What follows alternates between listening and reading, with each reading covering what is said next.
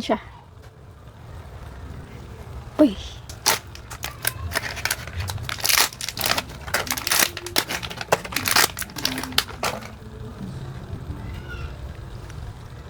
May mold ulit.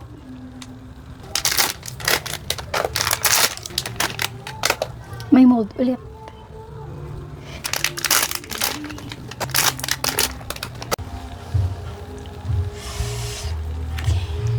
Try pa rin natin yung loob, syempre.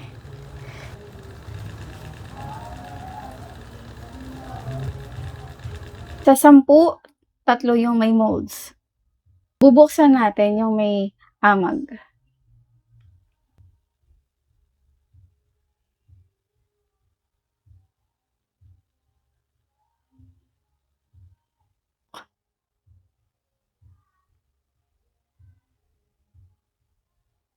Okay? Kakainin natin yung walang molds. Tignan natin.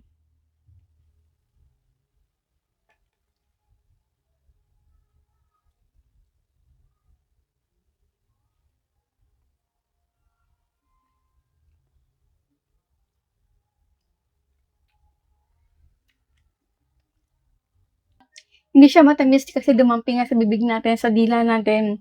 Yun nga, hindi ako confident na lunukin ito. Wala akong masabi. Sa unang kagat, may konting gassy. Siyempre, familiar tayo sa amoy ng grass. Kasi yung bango niya, tsokolate talaga.